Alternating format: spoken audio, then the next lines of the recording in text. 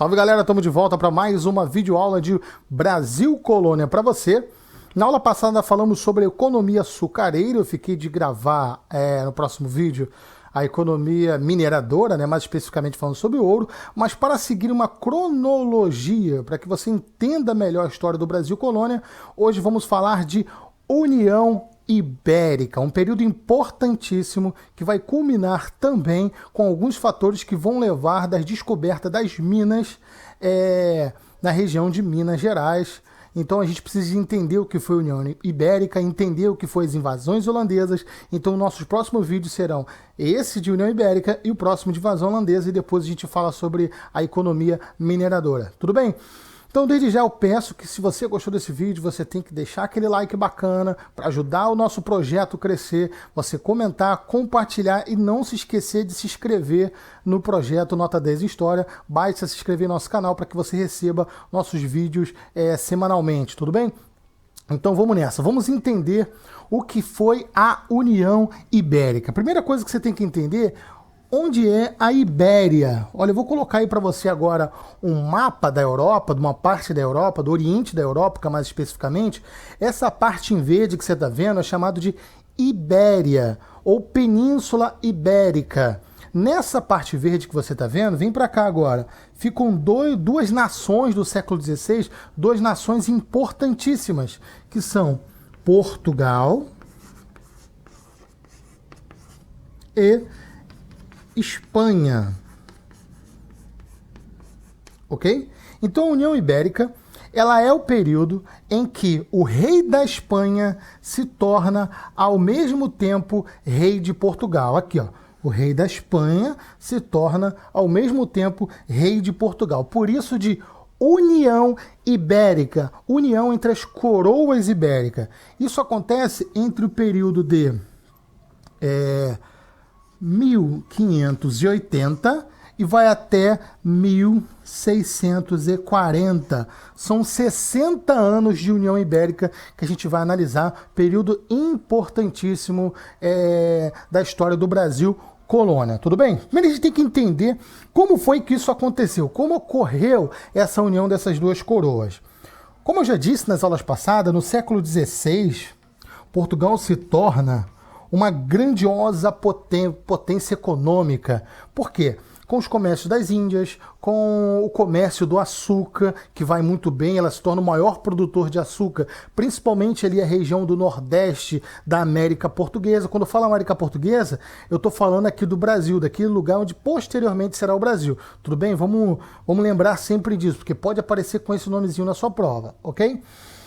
Então, diante desse crescimento importantíssimo, o Portugal resolve expandir cada vez mais seu território. E o rei de Portugal da época, chamado Dom Sebastião, um jovem de aproximadamente 20 anos, resolve tomar o norte da África, mais especificamente a região do Marrocos. E ele participa de uma batalha. Os nobres daquela época de Portugal não queriam que ele fosse para essa batalha, mas ele queria participar, ele queria ir lá, ele queria lutar junto com o exército português numa batalha chamada de Alcácer Quibir. E Dom Sebastião lidera mais de 18 mil homens nessa batalha no Marrocos de Alcácer Quibir. E por incrível que possa parecer, em 1578, eles perdem essa batalha e, teoricamente, Dom Sebastião desaparece. Os portugueses naquela época não achavam que ele tinha morrido, que ele tinha desaparecido e que ele iria voltar a qualquer momento. Isso ficou conhecido também na Europa, principalmente ali na Península Ibérica, de sebastianismo. Acreditavam que a qualquer momento Dom Sebastião iria retornar da África e iria salvar Portugal do jugo espanhol. Tá ok? Então, com a morte, desaparecimento de Dom Sebastião, quem passa a ser sucessor do trono, tendo em vista que Dom Sebastião era jovem e não tinha um herdeiro direto, ele não tinha filhos. Então quem passa a herdar esse trono de Portugal é o seu tio-avô Dom Henrique, que era um religioso, tá bom? Já velhinho, já de idade, e ele acaba falecendo 2 anos depois, em 1580. Tendo aí mais um problema na sucessão da coroa portuguesa, tendo em vista que Dom Henrique também era um religioso e não tinha oficialmente um herdeiro do trono. Aí tem aquele problema, que na Europa, não sei se vocês sabem, esses casamentos arranjados e tudo mais fazem com que muitas pessoas sejam aparentado de um, aparentado de outro, principalmente os nobres, tá bom? E esses casamentos fazem com que a morte de uma pessoa rapidamente surjam outros sucessores do trono. E foi o que aconteceu. Apareceram muitos postulantes do trono português diante dessa vacância do trono, e um dos mais importantes que a gente pode citar aqui para você é um cara chamado Felipe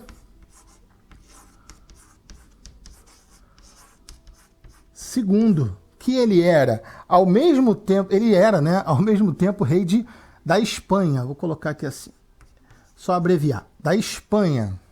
Qual era o problema? O problema é que Filipe II, sendo o rei da Espanha, se ele também se tornasse rei de Portugal, haveria ali aquela unificação. E Portugal sempre quis se libertar da Espanha desde a Idade Média, desde o século XII, XIII, desde a formação de Portugal, tem esse conflito entre Portugal e Espanha. Espanha querendo unificar a região, Portugal querendo se tornar um país independente. Mas Filipe II, por incrível que possa parecer, até diante dessa situação, é bastante apoiado pela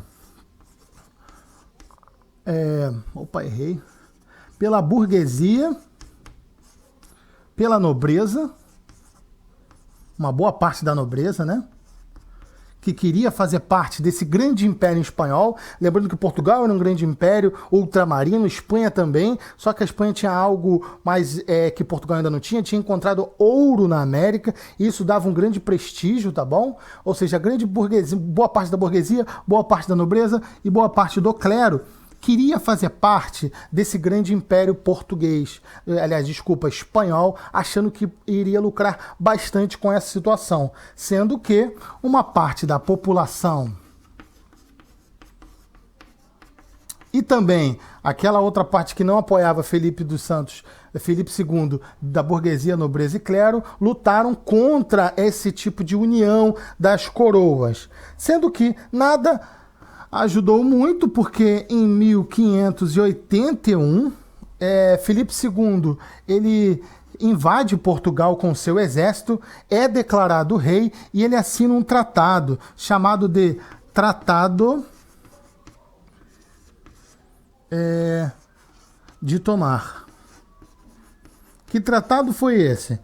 Ele se comprometia em não interferir diretamente nas administrações portuguesas ultramarinas, no negócio português em si. Ele falou, olha, eu vou me tornar rei também de Portugal, mas eu não vou me meter como vocês administram suas colônias, suas riquezas. Vamos continuar como está. E isso a burguesia, a nobreza e o clero fica, de certa forma, contente, porque só teria a ganhar com essa nova aliança entre a coroa portuguesa e a coroa espanhola. Diante de Filipe II, temos aí o desfecho da União Ibérica. Certo, galera? Sendo que nem tudo são flores, né? Temos aí as consequências da União Ibérica. Vamos ver quais foram as principais consequências aí dessa união das duas coroas ibéricas.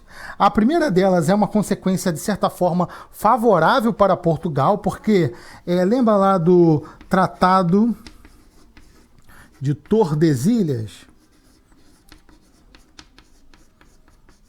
que dividia o mundo entre Portugal e Espanha, as possessões portuguesas e possessões espanholas, aquele que foi tratado em 1492. Então, agora não fazia mais sentido. Por quê? Porque, teoricamente, o mesmo rei de Portugal era o mesmo rei da Espanha, para que obedecer o Tratado de Tordesilhas? Então, Portugal, os portugueses em si, os colonos portugueses, começam a ultrapassar o Tratado de Tordesilhas, que praticamente acaba perdendo o valor, tá ok?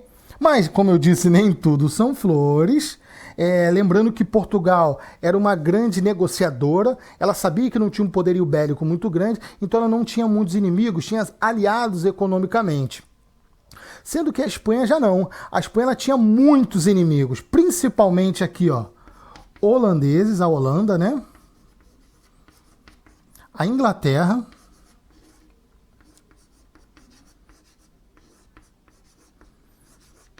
e a França, né? Mas principalmente aqui a gente tem que focar na União Ibérica, principalmente os holandeses. Por quê?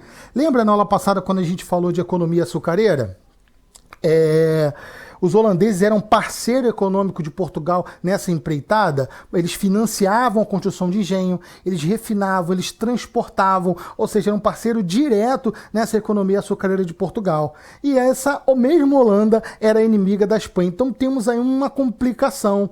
A princípio nem tanto. A princípio a Espanha não interfere nessa ligação entre as colônias portuguesas e a Holanda. Mas posteriormente, mais à frente, a gente vai ver que a situação vai ficar um pouco complicada. Principalmente a partir de 1621, que temos aí duas medidas importantes que vão mudar o rumo de toda essa história. A primeira delas, que eu vou colocar aqui para vocês, é o fechamento dos portos para os navios holandeses. A Espanha diz o seguinte, olha, você é minha inimiga, a gente tem um grande problema, então é o seguinte, a partir de agora você não vai comercializar com nenhuma possessão administrada por mim. E olha ali o nordeste da América Portuguesa, Pernambuco, Bahia, é praticamente toda financiada pelos holandeses. Temos aí um grande problema. Isso vai culminar com o quê? Com as invasões holandesas, que a gente já vai falar um pouquinho sobre ela na frente. Uma outra coisa importante que aconteceu em 1621 foi a divisão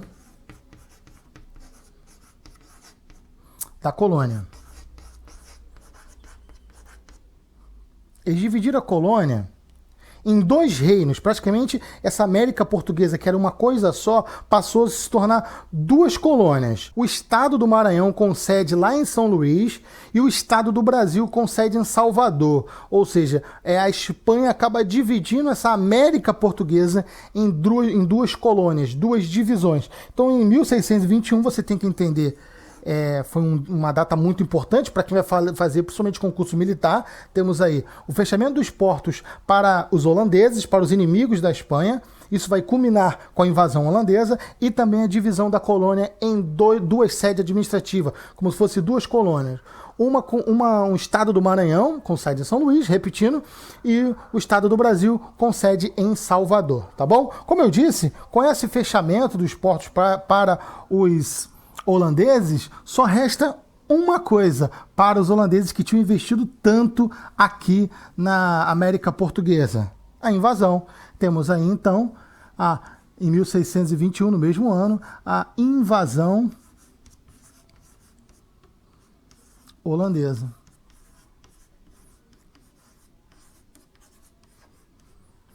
Óbvio, essa invasão, ela tem a primeira tentativa ali na Bahia, e não dá muito certo, e depois uma que dá certo em Pernambuco.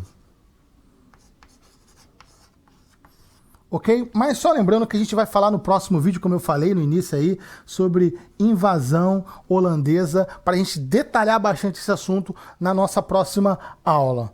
Tranquilo? Bom, diante dessa situação complicada, os portugueses que estavam percebendo que os inimigos da Espanha estavam literalmente tomando as possessões que era de Portugal anteriormente, principalmente possessões na Ásia, na África e aqui na América, é o caso da invasão holandesa. Os ingleses também atacaram muitas vezes muitos navios que transportavam coisas brasileiras que eu digo é que saindo aqui da colônia brasileira, tá bom? Então essa situação fica um pouco complicada. A burguesia, o clero, a nobreza acaba se rebelando contra a Espanha, fazendo uma revolta conhecida como Restauração Portuguesa. Vamos colocar aqui, ó.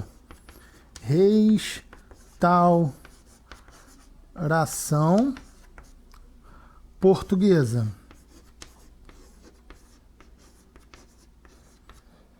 Bom, a Restauração Portuguesa foi o seguinte. Vamos entender aqui melhor. A Restauração Portuguesa foi mais ou menos o seguinte: aquela nobreza, aquele clero, aquela burguesia acaba se aliando ao Conde de Bragança. E declara a ele, o novo rei de Portugal, que ele é coroado Dom João IV. Foi literalmente uma guerra contra a Espanha, a guerra de restauração, uma guerra que durou bastante tempo e que culminou aí com muitos gastos para Portugal, ok? Mas Portugal era um país muito esperto, sempre foi muito esperto, português não tem nada de burro. O que ele faz? Sabendo que não tem um exército suficiente para lutar contra essa grande potência que é a Espanha, ela resolve se aliar aos inimigos espanhóis. Quem? Os holandeses, lembra lá dos holandeses? A Holanda. Ela se alia à Holanda, ela se alia os ingleses e se alia os franceses e tudo mais. Principalmente aqui os ingleses, você tem que entender que nesse período de 1640, que é quando acontece aqui essa restauração portuguesa, esse conflito, essa guerra, Portugal acaba se aliando aos ingleses, fazendo muitos tratados comerciais que iriam favorecer bastante a Inglaterra. Isso faz com que eles tenham apoio para que pudesse lutar junto a favor, na verdade, de Portugal para essa libertação portuguesa do jugo espanhol, que acontece justamente em 1640, com o fim da União Ibérica e o início aqui da dinastia de Bragança, que é com Dom João IV. Só lembrando que a dinastia de Bragança é aquela mesma dinastia que nascerá ali Dom Pedro I, o nosso primeiro imperador, aquele cara que irá proclamar a independência do Brasil. Bom, galera, essa foi o nosso vídeo de União Ibérica. Espero que vocês tenham gostado. Se você gostou, peço aquele joinha, comente, compartilhe, inscreva-se no nosso canal e assista nossos outros vídeos, que são vídeos super bacanas e completos para que você possa estudar e tirar uma nota maravilhosa na sua prova. Tudo bem? Muito obrigado e valeu!